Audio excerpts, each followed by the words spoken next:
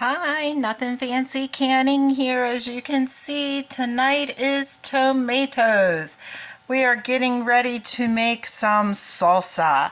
So I'm going to process them here in my food processor, but let me tell you a little bit about how I got them to this point.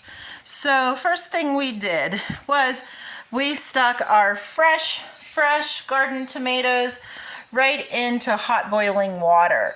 We call this slipping the skin. So we don't do anything to the tomato except for remove maybe rotten spots. Some people do like to take their green part off. I do that afterwards. But we just stick them down in there. Sorry, this batch was already done. But hot boiling water, you'll see the skins crack. And as soon as the skins start to crack and blister, you pull them out of there. And then that's when we had them in this bowl here.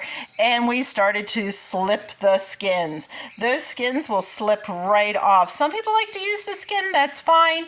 I'm one, I prefer not to have the skin on my tomatoes. So the green parts and the skins all into there. My tomatoes that you just saw in the food processor were in this water. This is how much tomato water comes off. Now some people say this is sauce, but I promise you it is water. All right, so that's good because now I don't have to cook that part of that water off of my salsa before I jar it, because I like my salsa to be a little thicker. So what I'm processing is just the meats of the tomato. And you can see here's my bowl that I had after slipping the skins. And look at all that water that is still laying in there. And I'm not going to process that with my tomatoes because that's just more for me to cook down. So this is going to simmer overnight in my big roaster, as you can see right here. I already have some in there. Use your favorite recipe, whatever you would like. I like to add a little corn. I like to add some beans. I do put in some extra things.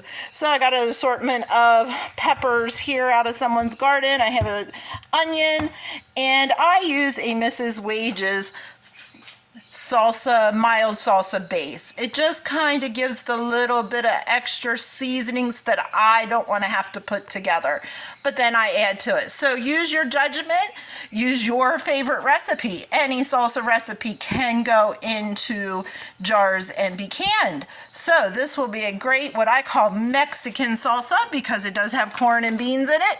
And I will be back tomorrow when I'm jarring it up. Look at that beautiful sauce. There we go. It's all pulsed up. Now, at this point, you can do a couple of things.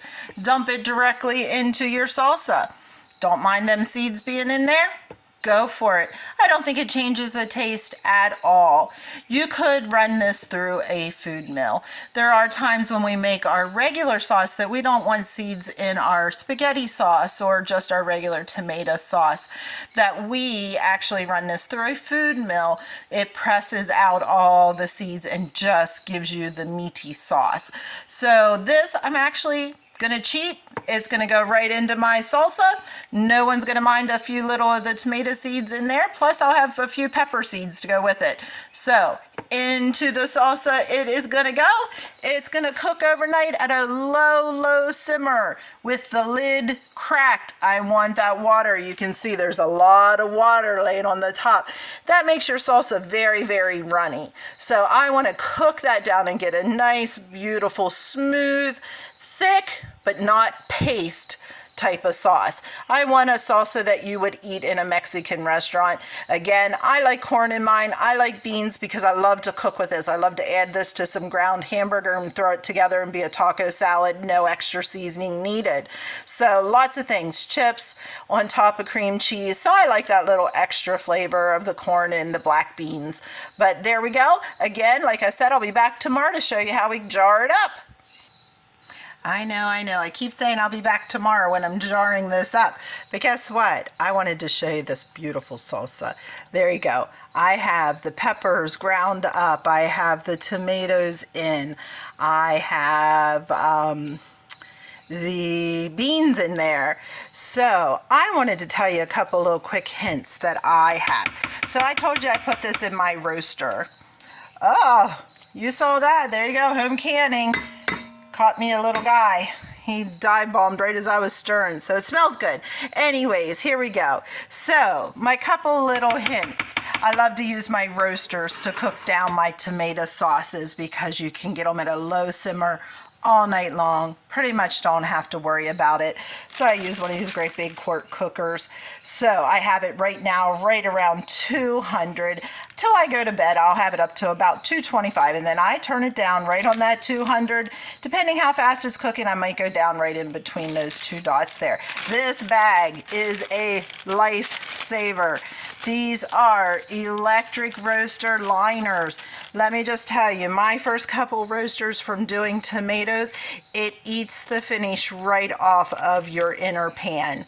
So if you're going to do lots of cooking down of sauces in your roasters, invest in these bags. They're not that expensive, less than $1 a piece. I think it's $2 and something for 3 of them in a box. Look them up on Amazon. I get mine at a local Mennonite store. But needless to say, these liners are a lifesaver. The only thing is, just don't stir the whole way down that you would rip the bag. So make sure you're using something soft. So I just use a soft spatula. All right, but that's the only thing, and it is a lifesaver. Cleanup is a breeze. All right, so there we go. So there's my salsa. You can see it's already kind of nice and thick, but I like the spoon test.